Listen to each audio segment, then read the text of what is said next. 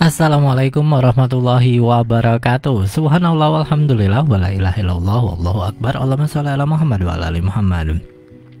Dipanjatkan langsung dari Jalan Jenderal Sudirman nomor 1 Kompleks Masjid Darussalam, Sangatta Kutai Timur, Suada 91,1 FM, Radio Informasi dan Inspirasi Keluarga. Alhamdulillah sahabat Suada, Masya Allah, semoga sore hari ini sahabat Suada sehat walafiat, keluarganya juga sehat, dan selalu diberikan rizki yang banyak oleh Allah SWT. Amin ya rabbal alamin. Ya sahabat Suada, kita jumpa kita dengan mengucapkan basmalah bismillahirrahmanirrahim. Hari ini sahabat Suada 19 Zulhijjah 1444 Hijriah, 1444 ya Hijriah, dan bertepatan dengan tanggal 8 Juli 2023. Nah, kali ini Bang Dada akan berbagi dengan sahabat ceramah Ustadz Abdul Somad dengan judul hadis orang berakal dan orang yang tidak berakal. Nah, jadi ada orang yang berakal dan juga ada orang yang tidak berakal sahabat Suada. Jadi bukan hanya hewan yang tidak berakal, tapi juga ada golongan manusia yang tidak berakal. Seperti apa sih sahabat Suada? Yuk kita dengarkan ceramah Ustadz Abdul Somad LCMA. Tetap stay tune di sini. Bismillahirrahmanirrahim. Assalamualaikum warahmatullahi wabarakatuh. Alhamdulillah, wassalatu wassalamu ala rasulillah Sayyidina wa maulana Muhammad ibni Abdullah wa ala alihi wa sahbihi wa man tabi'ahu wa mawalah. Subhanaka la ilma lana illa ma 'allamtana innaka antal alimul hakim. Rabbi shrah li sadri wa yassir li amri wahlul 'uqdatam min lisani yafqahu qawli. Bapak-bapak, ibu-ibu, hadirin hadirat, orang-orang tua saya, alim ulama, cerdik pandai, saudara-saudari yang dimuliakan Allah Subhanahu wa taala. Bersyukur kita kepada Allah sampai malam ini kita masih diizinkan Allah untuk bertatap muka melaksanakan fardu isya berjamaah di masjid raya ini. Kemudian sebagaimana biasa setiap hari Ahad malam Senin kita mengkaji hadis Rasulullah sallallahu alaihi wasallam. Untuk itu atas nikmat yang begitu besar kita bersyukur kepada Allah dengan mengucapkan alhamdulillahirabbil alamin. Insyaallah kita mendapatkan janji Allah Subhanahu wa taala dalam Al-Qur'an, la in syakartum la azidannakum. Kemudian berselawat kepada Rasulullah dengan mengucapkan Allahumma salli ala Sayyidina Muhammad wa ala ali Muhammad. Mudah-mudahan dalam menjalani hidup ini kita selalu diberikan istiqamah, dan ketika nanti menghadap Allah kita diberikan syafaat uzma insyaallah. Amin ya rabbal alamin. Bapak, ibu-ibu hadirin yang dimuliakan Allah, hadis yang kita kaji malam ini disebutkan dalam kitab Sunan At-Tirmizi, salah satu dari 6 kutubus sittah, kitab yang menjadi pegangan Ahlus Sunnah wal Jamaah. Kitab Sunan At-Tirmizi diriwayatkan dari sahabat Nabi bernama Shaddad bin Aus bin Sabit. Shaddad bin Aus bin Sabit. Ada sahabat Nabi namanya Hasan bin Sabit. Ada pula yang malam ini Shaddad bin Aus bin Sabit. Apa hubungan Shaddad bin Aus bin Sabit dengan Hasan bin Sabit? Hubungannya paman dengan keponakan. Jadi Hasan bin Sabit adik-beradik dengan Aus bin Sabit. Aus bin Sabit punya anak namanya Shaddad bin Aus bin Sabit. Hasan bin Sabit seorang penyair. Untuk membangkitkan semangat perang biasanya dia diajak oleh Nabi, maka dia pun bersyair untuk membangkitkan semangat melawan musuh. Disitulah dijadikan dalil bahwa boleh bersyair. Kalau syair untuk menjilat penguasa, syair untuk membohong, syair untuk memanis-maniskan cakap tak boleh, haram. Tapi kalau syair untuk membangkitkan semangat jihad, justru Nabi SAW memerintahkan Hasan bin Thabit untuk bersyair. Syair itu miriplah macam pantun kita. Oleh sebab itu pantun berpetatah petitih boleh. Tapi kalau pantun-pantun untuk memanis-manis mulut, menjilat kepada penguasa, maka hukumnya haram. Makanya kata Allah Subhanahu wa taala mengejek tentang syair dalam Al-Qur'an, "Wa ma 'allamnahu asy-syi'ra wa ma yanbaghilah." Tak kami ajarkan syair kepada Muhammad. Wa ma yanbaghilah, dan tak pula layak syair itu untuk seorang nabi. Itu untuk mengejek bahawa syair zaman dulu untuk mengagung-agungkan suku, untuk mengangkat-angkat nama. Tapi ketika syair dipakai untuk membangkitkan semangat jihad, maka itu boleh. Hasan bin Sabit punya saudara namanya Aus bin Sabit. Aus bin Sabit punya anak namanya Shaddad bin Aus bin Sabit. Dialah yang meriwayatkan hadis yang akan kita kaji malam ini insyaallah. Shaddad bin Aus bin Sabit ini orang Madinah, oleh sebab itu dia masuk dalam golongan Ansar. Tapi kemudian beliau pindah ke negeri Syam, tepatnya ke Palestina. Jadi pindah di Palestina dan meninggal di Palestina. Meninggal pada tahun 58 Hijrah. Jadi jauh setelah masa Nabi sallallahu alaihi wasallam. Bagaimana kehebatan kepribadian Shaddad bin Aus bin Sabit ini diucapkan oleh dua sahabat Nabi. Kalau sudah dua sahabat Nabi memberikan kesaksian, itu menunjukkan bahwa dia memang hebat kepribadiannya. Siapa sahabat Nabi yang memberikan kesaksian? Dua orang. Pertama, Ubadah ibnu Samit radhiyallahu an. Yang kedua, Abu Darda radhiyallahu an. Apa kata mereka tentang Shaddad bin Aus bin Sabit? Kata mereka berdua, salah satunya adalah Abu Darda. Kata Abu Darda, Inna Allah azza wa jalla yu'tir rajula al-ilma wa la yu'til hilma.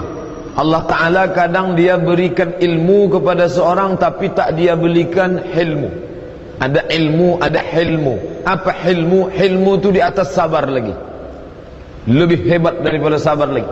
Ada kata Abu Darda, orang diberi ilmu tapi tak diberi sabar. Profesor, doktor, tapi tersinggung sedikit saja mengamuk, bukan main. Ilmu banyak, hilmu tak ada. Ada pula sebaliknya, yu'til hilma wala yu'til ilma.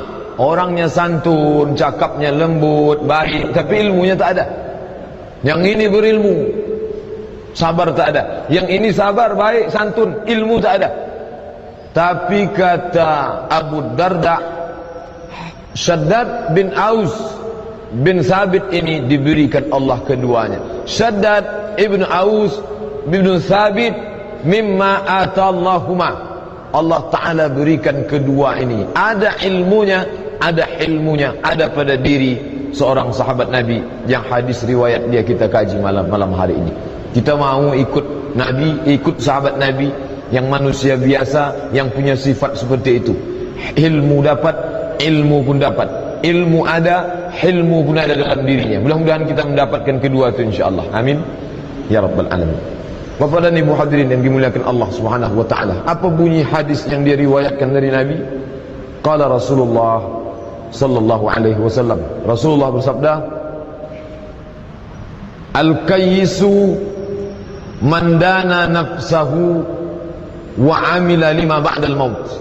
Hadis yang kaji malam ini menceritakan tentang orang berakal dan orang tak berakal. Siapa orang berakal? Apa sifatnya? Siapa orang tak berakal? Bagaimana sifatnya? Hadis singkat ini mengkaji tentang dua ini. Selama ini kita mengukur akal orang dengan cakapnya. Kalau jumpa kita orang tutur katanya bagus, bahasanya puitis, ada intonasi naik turun, maka kita katakan, oh pintar bapak itu, hebat dia.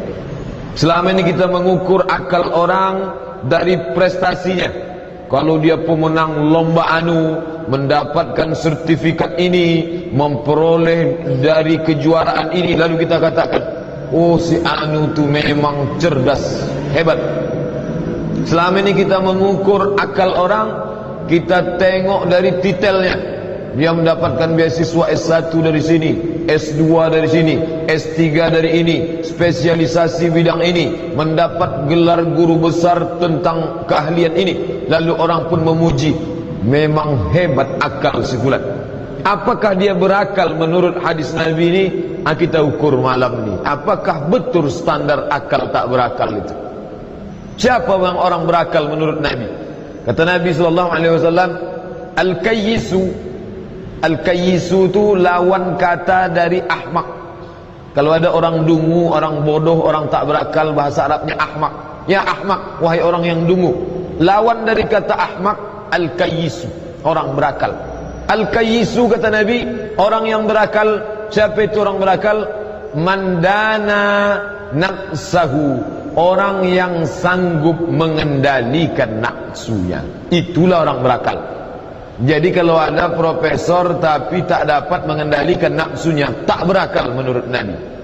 Ada orang pemenang Nobel ini hebat, juara dunia, tapi tak dapat mengembalikan nafsunya, maka menurut hadis ini masuk dia orang tak berakal. Ada orang yang tutur kata sopan hebat ketika depan orang banyak, tapi pada momen tertentu tak dapat mengendalikan nafsunya, maka menurut hadis ini dia belum dianggap berakal. Orang berakal kata Nabi, al-kayyisu, orang yang berakal, mandana nafsahu, orang yang dapat mengendalikan nafsunya. Apa makna kalimat dana? Dal alif nun, dana nafsahu, dia dapat melakukan dana nafsahu. Menurut para ulama ada beberapa maknanya. Makna pertama, makna dana artinya qahraha, mengalahkan hawa nafsu. Kalau ada dua orang berdebat, si A berdebat dengan si B, tahu-tahu si B ini kalah, maka si A mengatakan, karena kamu sudah kalah debat dengan saya, maka kamu mesti ikut apa cakap saya. Ketika kita bisa mengalahkan hawa nafsu, disitulah baru nafsu itu bisa tunduk kepada kita. Ketika kita sanggup mengalahkannya, dia di bawah, kita di atas, kita berkuasa, dia dikuasai, barulah kita disebut orang berakal. Kalau belum, maka menurut hadis ini dia tak disebut sebagai orang berakal. Akal itu terdiri dari 3 huruf, ain, qaf, lam. Apa makna akal? Dari mana diambil? Dari akal itu asal kata, akar katanya ain, qaf, lam.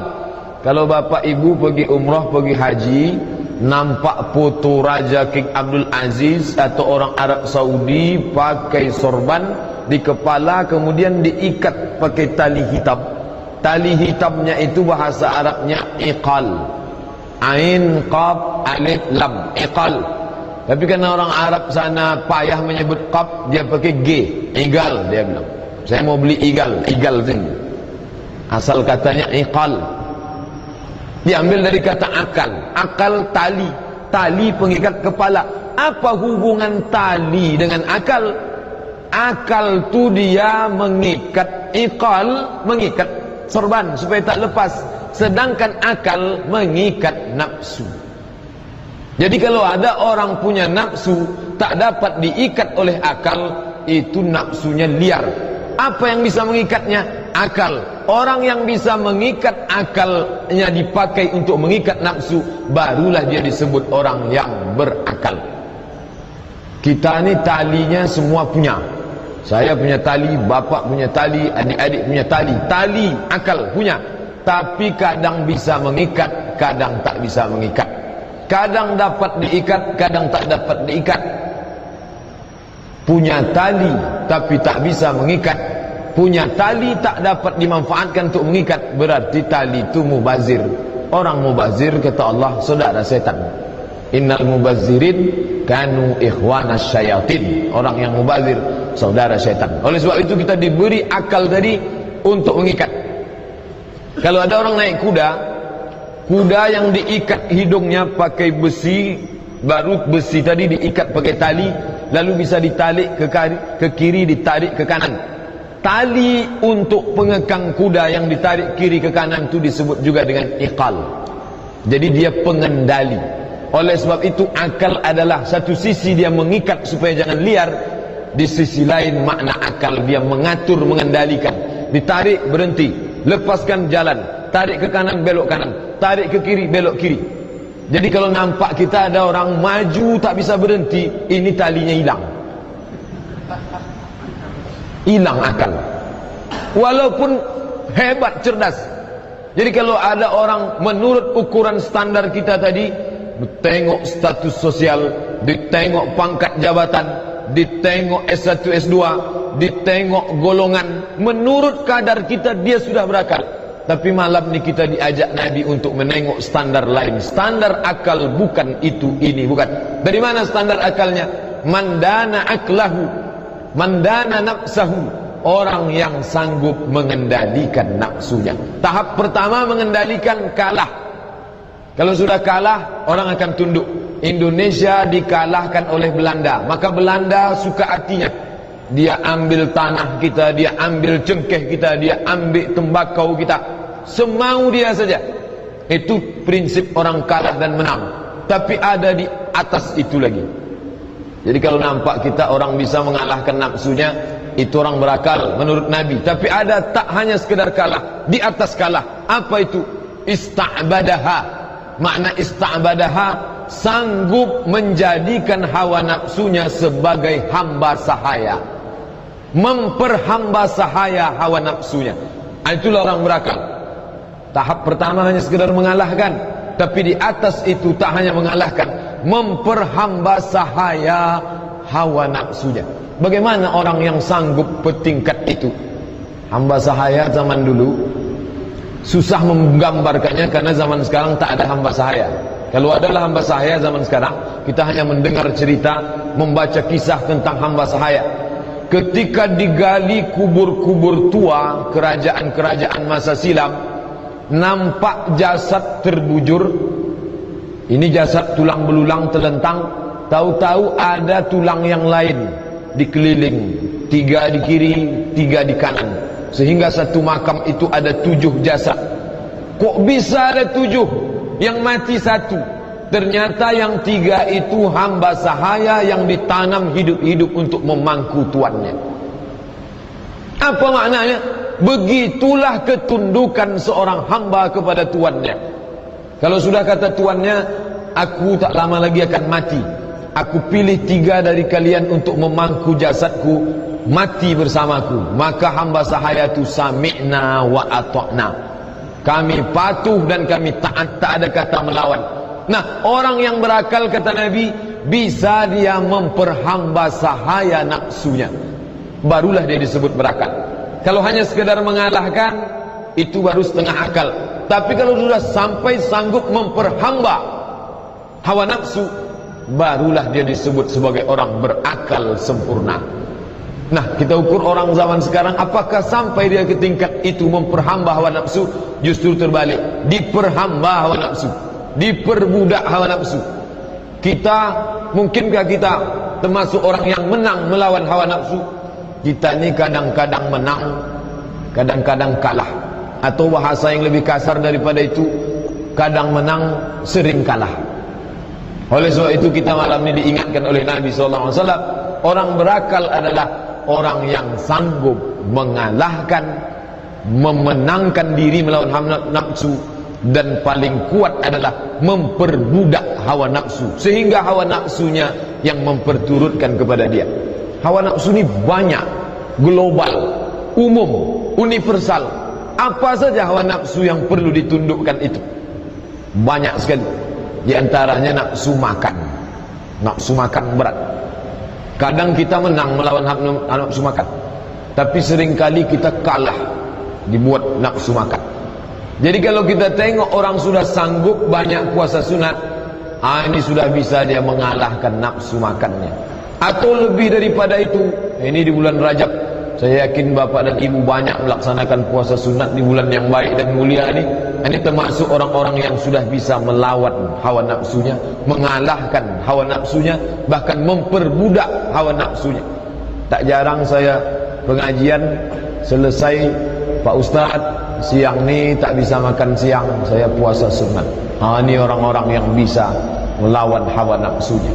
Tapi kadang ada orang menang melawan hawa nafsu ni waktu siang, ketika azan maghrib kalah dia. Ini menang setengah permainan, setengah lagi saya menang, kata hawa nafsu. Yang kita inginkan itu tak begitu. Siang kita menang, maghrib kita menang, malam kita menang, besok kita menang, sampai akhir hayat kita menang melawan dia. Itu yang kita inginkan. Bukan berarti saya katakan tak ada nilainya. Kalau siang menang, maghrib kalah, tak bernilai. Tak, ini proses. Kita maunya kita menang saat kapanpun. Dan setan selalu menengok celah. Di mana kita lupa, di situ dia masuk. Di mana ikat tali tadi longgar, di situ celah untuk dia masuk ke dalam. Oleh sebab itu kita perkuat kekuatan akal tadi dengan ilmu pengetahuan. Salah satunya adalah mengikuti majlis-majlis pengajian tadi. Itu semua untuk menguatkan tali kekang tadi, supaya bisa kita pakai untuk berhenti, pakai untuk maju, pakai belok kanan, pakai belok kiri. Sanggup kita melaksanakan itu, barulah disebut sebagai orang yang berakal. Al-Kayyisu, orang yang berakal. Mandana nafsahu, orang yang sanggup mengendalikan hawa nafsunya, mengalahkan hawa nafsunya. Kalau sudah sanggup mengalahkan, wa amila lima ba'dal maut, maka dia pun beramal untuk setelah kematian. Dia tak lagi beramal untuk saat ini, tapi dia sanggup beramal untuk setelah kematian. Ini ada dua bagian. Pertama, mengalahkan. Kalau sudah sanggup mengalahkan, pasti bisa melakukan ini.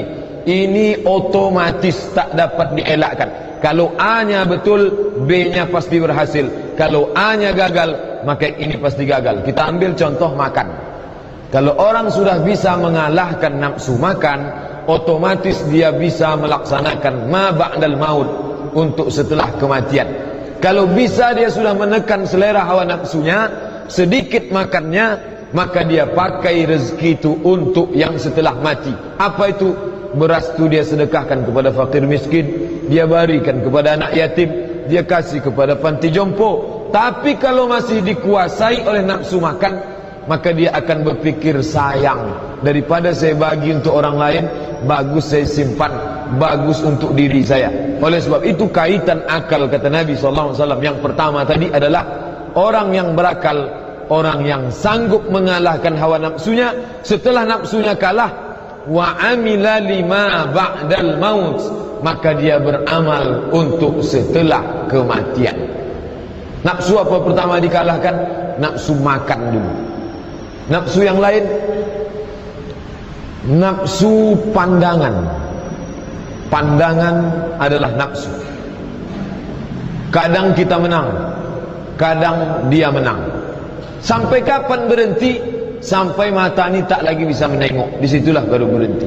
Tapi bukan berarti lantas kita tekan diri kita untuk tak berjalan, atau pergi kita bersemedi di balik bukit, lalu kita tinggalkan semua yang dapat ditengok. Tidak, Islam tak mengajarkan itu. Islam menyuruh kita tetap hidup di tengah dunia ini.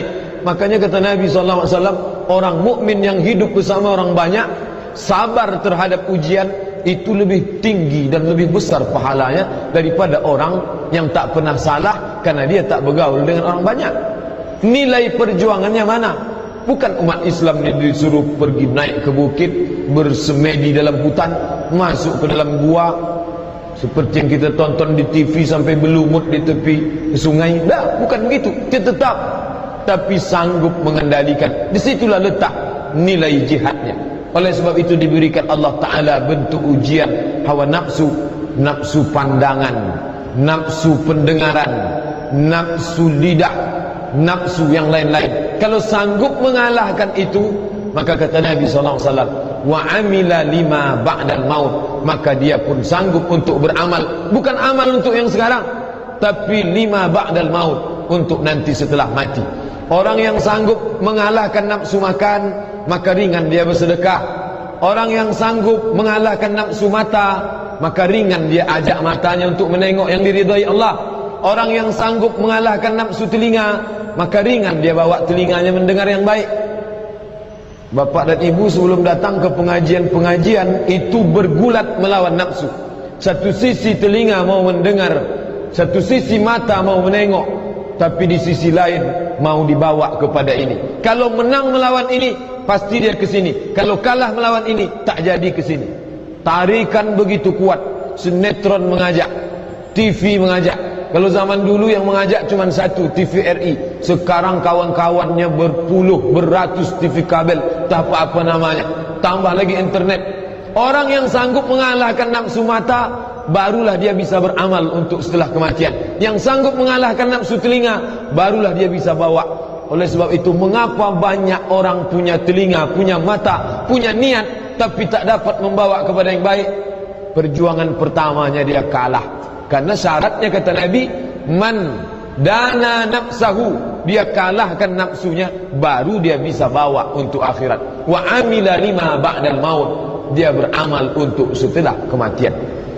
Kaki, adakah kaki itu punya nafsu? Ada. Kemana? Melangkahkan kemana? Tempat maut. Kalau zaman dulu mungkin tempat yang menyenangkan tak banyak. Zaman sekarang bertebaran, tempat melalaikan. Tak perlu saya sebut satu persatu. Kalau sana, kalau saya sebut satu persatu, saking banyaknya, habis waktu kita untuk itu saja. Orang yang sanggup melalahkan nafsu, melangkahkan kaki ke tempat tak diridai Allah, sanggup dia itu, barulah bisa dia bawakan ke masjid, ke musalla, ke tempat pengajian, ke tempat yang baik. Ini kait mengait. A, B, menang di A baru bisa ke B. Kalau kalah di A, otomatis kalah di B. Nafsu, nafsu, nafsu, nafsu mata, nafsu telinga, nafsu makan, nafsu yang ada pada anggota tubuh semua, walaupun pusatnya semua itu terletak dalam hati, tapi yang lain ini memperturutkan apa yang dalam hati. Itu yang dikatakan Nabi, ala fil jasadi mudghah, ketahuilah di dalam jasadmu itu ada segumpal, kata Nabi. Idza saluhat, kalau dia baik, saluhal jasadu kulluh, wa idza fasadat, kalau dia rusak, fasadal jasadu kulluh, maka yang lain ikut rusak. Apalagi nafsu yang kalau kita menang di situ akan dapat berbuat amal untuk akhirat. Nafsu kekuasaan, kekuasaan itu ada juga nafsunya. Maka jangan kita heran, apa yang diinginkan si fulan ni? Harta melimpah ruah, kebun sejauh mata memandang, tak dapat lagi diukur dengan meter kilometer, semuanya sudah sempurna. Mengapa juga lagi? Ada nafsu kekuasaan. Apakah dalam Islam haram kekuasaan itu? Tak. Ada Abu Bakar Siddiq, ada Umar, ada Utsman, ada Ali, ada Umar bin Abdul Aziz. Itu semua penguasa, dan kekuasaan mereka tak pula tanggung-tanggung. Kalau diukurlah kekuasaan Umar bin Abdul Aziz itu sekarang, yang dia pernah menantang, siapa yang sanggup berjalan dari San'a ke Darul Bayda untuk mencari mustahik zakat, silakan, kata Umar bin Abdul Aziz. Jadi wilayah kekuasaan dia dari San'a ke Darul Bayda. Di mana San'a itu sekarang? Yaman. Di mana Darul Bayda itu sekarang? Darul Bayda bahasa Arabnya, karena mereka dijajah Perancis, tak dipakainya Darul Bayda, yang dipakai Casablanca. Casa artinya kosong, blank, blank, blanka, blanka kosong, casa rumah, Casablanca rumah yang tak becat, tak ada warna, jadi rumah putih. Terjemahan dari Darul Bayda, Casablanca, rumah putih, rumah yang tak ada catnya, putih. Casablanca di Maroko. Berapa negara dari San'a ke Casablanca? Kita hitung. San'a Yaman, masuk Arab Saudi 2, masuk Yordania 3, masuk Mesir 4, Libya 5, Tunisia 6, Aljazair 7, Maroko 8. 8 negara kekuasaan Umar bin Abdul Aziz. Haramkah kekuasaan dalam Islam? Tak. Tapi kekuasaan dalam Islam untuk apa? Wa amila lima ba'dal maut, untuk beramal sebanyak-banyaknya setelah kematian. Dipakai kekuasaan itu untuk apa? Untuk mewajibkan zakat, sehingga tak ada lagi mustahik zakat, fakir miskin. Masa kekuasaan Umar bin Abdul Aziz, berapa lama dia berkuasa? 3 tahun setengah. Bapak dan Ibu hadirin yang dimuliakan Allah Subhanahu wa taala. Tapi bagaimana Umar bin Abdul Aziz sanggup dia mengalahkan nafsunya? Setelah sanggup, barulah kata Nabi, wa amila lima ba'dal maut. Kalau sanggup mengalahkan, barulah sanggup untuk beramal setelah kematian. Umar ibnul Khattab, bagaimana Umar bin Khattab sanggup mengalahkan? Ini masalah cerita nafsu kekuasaan. Bagaimana Umar bin Khattab sanggup mengalahkan nafsunya sehingga dia bisa beramal untuk setelah kematian. Umar bin Khattab itu wilayah kekuasaannya sampai ke Palestina, tempat sahabat Nabi yang meninggal kita kaji hadisnya, riwayat dia malam ini Shaddad meninggal di Palestina. Umar bin Khattab, penyerahan kunci kota Yerusalem itu pada masa Umar ibnul Khattab. Pendeta Kristen Ortodok Timur yang ada di Palestina tak mau menyerahkan kunci ke utusan. Saya mau menyerahkan kunci ini langsung ke Umar ibnul Khattab. Maka suruh dia datang ke Palestina. Umar bin Khattab datang ke Palestina. Ketika sampai di Palestina, tak dapat pendeta itu membedakan mana Umar bin Khattab, mana pembantu hamba sahayanya. Mengapa begitu? Sama bentuknya, dari pakaiannya, dari penampilannya, sampai kendaraannya tak dapat dibedakan. Bahkan kebetulan waktu masuk ke pintu gerbang itu, karena mereka kendaraannya satu dari Madinah, jadi ganti-gantian. Kadang-kadang Umar naik, hamba sahayanya menarik. Sampai gilirannya hamba sahayanya naik, Umar bin Khattab yang menarik. Waktu mau mendekati pintu Palestina, pas giliran hamba sahayanya naik, Umar bin Khattab yang menarik. Orang yang membaca sejarah ini betul-betullah dungu Umar bin Khattab ini. Bodoh Umar bin Khattab ini. Mengapa kita katakan dia bodoh? Karena kita pakai standar yang bukan standar Nabi SAW. Apa standar Nabi? Standar Nabi orang yang berakal, mandana nafsahu, orang yang sanggup memperbudak hawa nafsunya. Umar bin Khattab sudah sampai ke tingkat itu, sehingga tak perlu dia untuk gagah-gagahan naik di atas hamba sahaya di bawah. Hai hamba sahaya, tarik saya nanti, supaya nampak oleh si penjaga pintu Yerusalem itu, sayalah presiden penguasa negeri ini. Dia sudah sampai pada tingkat sanggup memperbudak hawa nafsunya. Kita baru sampai kalah mengalahkan. Itu pun tak pula selamanya. Limit waktunya kadang-kadang. Kadang kita menang, kadang nafsu menang. Umar bin Khattab bukan cerita kalah menang, tapi dia sudah sanggup memperbudak hawa nafsunya. Bapak dan Ibu hadirin yang dimuliakan Allah, nafsu kekuasaan tak diharamkan dalam Islam, tapi orang yang punya nafsu kekuasaan bisa dia memperbudaknya kalau sanggup melakukan itu. Kata Nabi, wa amila lima ba'dal maut, maka dia sanggup berbuat untuk setelah kematian. Bapak dan Ibu hadirin yang dimuliakan Allah Subhanahu wa taala. Jadi kalau kita tengok sekarang, mengapa orang Islam tak dapat berbuat untuk setelah kematian? Jawabannya banyak, tapi karena kita konsen tentang hadis ini, maka jawabannya adalah karena akal belum sanggup mengikat hawa nafsu. Karena akal belum sanggup mengendalikan hawa nafsu. Dan yang paling pada puncaknya, karena manusia belum sanggup memperbudak hawa nafsu. Tapi justru yang terjadi sebaliknya, manusialah yang diperbudak oleh hawa nafsu. Kalau sudah begitu, sanggupkah kita katakan orang sekarang berakal? Tak berakal. Kenapa? Yang kita pakai standar hadis Nabi SAW, orang berakal, orang yang sanggup memperbudak hawa nafsunya. Setelah dia berhasil, barulah dia berbuat untuk kematian. Itu standar yang dibuat oleh Nabi SAW. Dari mana Nabi buat standar itu? Apakah dari akal? Apakah dari hati, feelingnya? Nabi buat itu tak dari pengalamannya, tapi Nabi membuat itu wa ma yantiqu anil hawa. Dia tak bicara mengikuti hawa nafsunya. In huwa illa wahyun yuha, melainkan wahyu yang diberikan Allah Subhanahu wa taala kepadanya. Sekarang yang berakal sudah kita kaji. Hadis tadi janji saya di pangkal 2 tentang orang berakal, yang kedua orang yang tak berakal. Lalu siapa pula orang yang tak berakal? Kata Nabi sallallahu alaihi wasallam, wal aqil wal ajizu. Nampaknya hadis ini tak sejalan. Mestinya kalau pertama yang dikaji berakal, berarti lawannya tak berakal. Tapi bunyi hadisnya lain. Wal ajizu, orang yang lemah.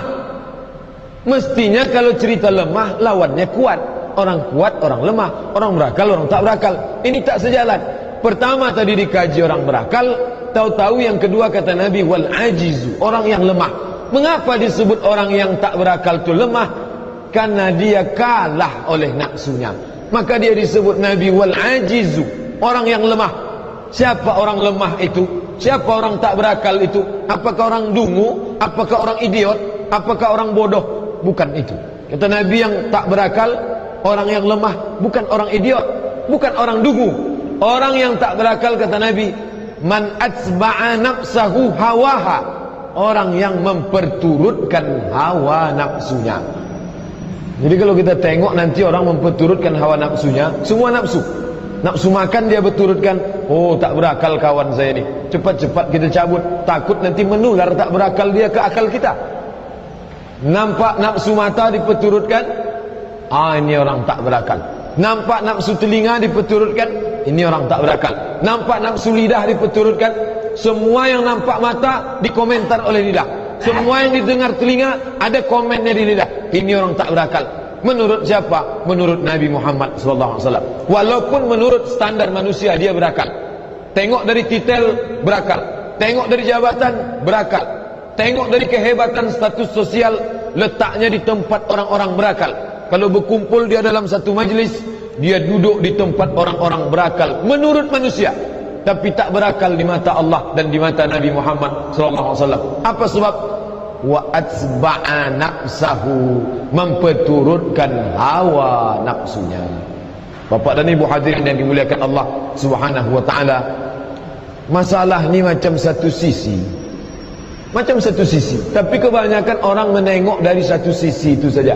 Maka kita kalau mengkaji hadis Nabi, Nabi ingin mengajak kita menengok dari sisi yang lain, bahawa sisi orang tak berakal adalah man atsba'a nafsahu, orang yang memperturutkan hawa nafsunya. Setelah dia perturutkan hawa nafsunya, apa yang dia lakukan?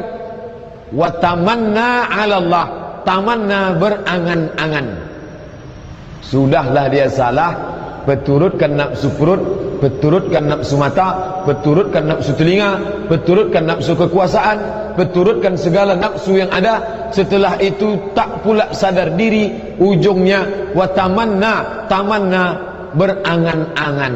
Jadi ketika ditanya, kenapa kamu tetap memperturutkan? Allah kan maha pengasih, Allah kan maha penyayang, Allah tu mengampuni saya. Mulutnya istighfar, matanya tetap diperturutkan. Mulut istighfar, telinga tetap memperturutkan, merasa diri sedang berbuat baik, padahal tak baik di mata Allah Subhanahu wa taala. Na'udzubillah. Kalau ada orang memperturutkan hawa nafsu, setelah itu dia sadar, berhenti, bertobat, astagfirullah, alhamdulillah. Tapi ini tidak. Di ujungnya disebutkan Nabi, wa tamanna 'ala Allah, berangan-angan terhadap Allah Subhanahu wa taala. Bapak dan Ibu hadirin yang dimuliakan Allah Subhanahu wa taala, kalau begitu ada nafsu pada diri manusia yang kadang punya akal tadi menang, kadang pula dia kalah. Kalau begitu dibuang saja nafsu ni, karena ada orang yang bisa melawan, ada yang tidak. Kalau dibuanglah nafsu, maka kita sama seperti malaikat. Allah Ta'ala tak perlu malaikat. Kalau hanya untuk malaikat, mengapa dia ciptakan kita? Wa nahnu nusabbihu bihamdika wa nuqaddisu lak. Kami bertasbih, kami mengagungkan, kami memuliakan, kami mensucikanmu ya Allah. Tapi Allah tak mau itu. Allah ingin ada orang yang punya nafsu, tapi dia sanggup mengendalikan, mengalahkan, memperbudak hawa nafsunya. Itulah orang yang diinginkan oleh Allah Subhanahu wa taala. Bapak dan Ibu hadirin yang dimuliakan Allah Subhanahu wa taala, hadis yang kita kaji malam ini menunjukkan kepada kita tentang orang berakal dan orang tak berakal, orang yang memperbudak hawa nafsu dan orang yang diperbudak hawa nafsu. Untuk apa hadis ini kita kaji? Jangan kita pakai untuk mengukur orang lain. Hadis ini kita kaji malam ini untuk mengukur diri kita sendiri. Kalau kita masuk dalam kelompok yang pertama tadi, sanggup memperbudak hawa nafsu, lalu setelah itu kita beramal untuk setelah kematian, alhamdulillah. Tapi kalau kita justru dikalahkan hawa nafsu dan setelah itu kita berangan-angan dapat ampunan Allah, na'udzubillah, kita perbaiki setelah mengkaji hadis Nabi Muhammad sallallahu alaihi wasallam. Pelajaran dapat kita ambil pula dari hadis ini, jangan kita perturutkan standar manusia yang dibuat oleh orang banyak. Jadi kalau nanti ada masanya kita disuruh memilih, pilihlah orang yang berakal, pilihlah orang yang cerdas. Lalu yang menetapkan akal tak berakalnya manusia, standarnya manusia membuat, jangan kita ikut. Kenapa? Karena yang dibuat orang banyak itu belum tentu benar. Kalau ada mengatakan suara terbanyak suara Tuhan, itu datangnya dari Eropa abad ke-15 Renaissance. Siapa mengatakan suara terbanyak suara Tuhan? Berkumpul 10 orang anak SMA mau cabut, mereka pakailah ini suara banyak suara Tuhan. 9 setuju cabut, 1 tak setuju. Kalau begitu mari kita cabut, karena cabut ni suara Tuhan. Tak betul. Justru dalam Al-Quran apa kata Allah? Wa in tuti' aksara man fil ardi, kalau kamu ikut suara kebanyakan orang di atas muka bumi, yudilluka an sabilillah, mereka menyesatkanmu dari jalan Allah Subhanahu wa ta'ala. Oleh sebab itu, orang yang tak punya pancang yang kuat, dia akan terhombang-ambing ketika dipukul ombak, dihempas gelombang. Datang ini mengatakan orang berakal tu kalau prestasi politiknya hebat, kita pun ikut kemari. Orang berakal tu kalau dia punya titel S3, kita pun ikut ke sini. Orang berakal tu kalau bisnisnya lancar, berhasil, hartanya banyak, kita pun ikut ke sini. Malam ni kita sedang menguatkan pancang tiang bahawa orang berakal, kata Nabi, orang yang sanggup mengalahkan hawa nafsunya, wa amila lima ba'dal maut, dia beramal bukan untuk di sini, tapi dia beramal untuk ma ba'dal maut, setelah kematian. Jadi jangan kita heran kalau ada pengusaha sukses, dia tak mengeluarkan 2,5%, yang dia keluarkan 1/3 hartanya. Bapak dan ibu, pengusaha-pengusaha kaya di Mesir itu banyak, tapi tak ketahuan karena tak terdeteksi. Banyak yang mengeluarkan hartanya 1/3, 30%. Allah hanya minta 2,5%, dia keluarkan 30%. Orang yang tak paham heran. Ini orang mati-matian berusaha, pergi pagi pulang petang, peras keringat banting tulang, kok mau dia keluarkan 30%? Bodoh betul dia ini, karena dia pakai standar otak dia. Ini orang sudah sampai pada tingkat hadis yang kita kaji malam ini. Dia tak lagi diperturutkan hawa nafsu, dia sudah memperbudak hawa nafsunya. Dengan mata kepala saya sendiri menengok waktu diadakan munasarah Palestin untuk menolong orang-orang Palestina, berkumpullah semua, lalu datang satu orang mengambil karung beras. Karung beras yang putih, yang dari tepung gandum itu diambil, dibuka, lalu dibukakan, maka mereka ambil, diambil gelang tangan, cincin masuk semua ke dalam, masuk ke dalam karung beras. Kenapa dia bisa itu? Dia sudah memperbudak hawa nafsunya. Itu beda orang memperbudak. Tapi kalau belum ke tingkat itu, bukan memperbudak tapi diperbudak. Dia akan singsingkan juga, tapi dia tengok mana gelang yang kecil, diperbudak. Belum lagi. Tapi orang yang sudah sampai pada tingkat mampu memperbudak hawa nafsunya, Nabi mengatakan kalau sanggup ke tingkat itu, otomatis kata Nabi, wa amila lima ba'dal maut, dia akan berbuat untuk setelah mati.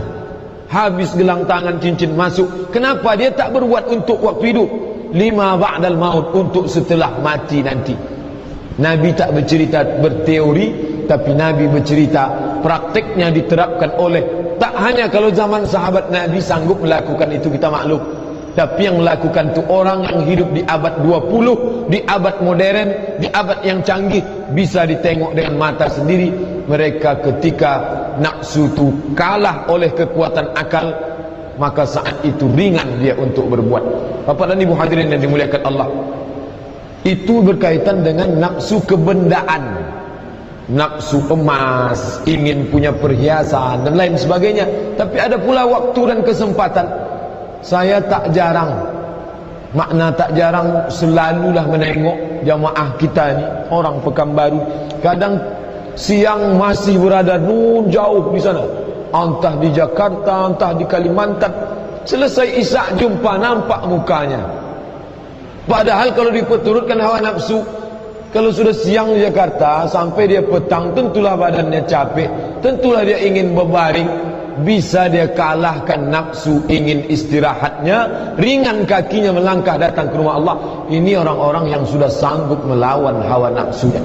Mengapa kata Nabi, di antara 7 orang yang dapat naungan di padang mahsyar adalah syabun nasya'a fi ibadatillah, anak muda yang tumbuh beribadah kepada Allah. Mengapa Nabi tak menyebutkan orang lanjut usia yang beribadah kepada Allah? Mengapa Nabi sebut anak muda? Ini kaitannya dengan nafsu. Karena saat muda tu nafsu bergejolak, saat muda tu nafsu tak terkendali. Tiba-tiba ada anak muda yang tali kekangnya kuat, bisa dia ikat, bisa dia kalahkan. nafsunya ingin main Facebook, nafsunya ingin main internet, nafsunya ingin main PlayStation, tapi sanggup dia mengalahkan nafsu itu, datang dia ke rumah Allah. Ini orang-orang yang berakal menurut hadis Nabi SAW. Jadi malam ini kita sedang belajar satu definisi, tidak menurut survei, bukan menurut teori, bukan datang dari pakar, tapi dari Nabi Muhammad SAW. Orang berakal, orang yang sanggup menundukkan, mengalahkan, memperbudak hawa nafsu, dan dia beramal untuk akhirat. Orang tak berakal, orang yang memperturutkan hawa nafsu, setelah dia perturutkan, dia pun berangan-angan kepada Allah, saya diampuni Allah Subhanahu wa ta'ala. Itulah hadis singkat yang kita kaji malam ini, disebutkan dalam kitab Sunan Tirmizi, diriwayatkan dari Shaddad bin Aus bin Thabit radhiyallahu anhu, tentang orang berakal dan orang yang tak berakal. Bapak dan Ibu hadirin dimuliakan Allah Subhanahu wa ta'ala, yang baik-baik datang dari Allah, itu yang dapat saya sampaikan.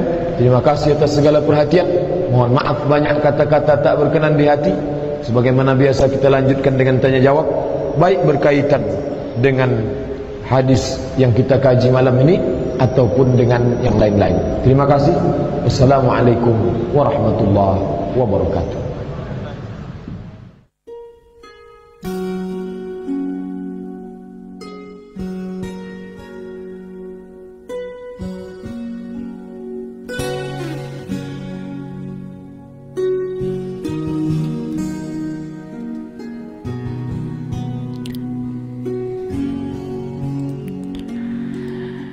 Iya, sahabat saudara, jadi sudah kita dengarkan ceramah Ustaz Abdul Somad tentang hadis orang berakal dan orang tidak berakal. Semoga saja Allah memudahkan kita untuk menjadi orang yang berakal ya. Memang susah, tidak gampang, tetapi dengan pertolongan Allah Subhanahu wa taala insyaallah semoga saja. Amin ya rabbal alamin. Baik sahabat saudara, demikian sharing Bang Darda sore hari ini, semoga menginspirasi, semoga memberikan hal positif untuk kita semua. Amin ya rabbal alamin. Kita tutup dengan hamdalah alhamdulillahirabbil alamin dan doa kafaratul majlis. Subhanakallahumma wa bihamdika asyhadu an la ilaha illa anta astaghfiruka wa atubu ilaik. Wassalamualaikum warahmatullahi wabarakatuh.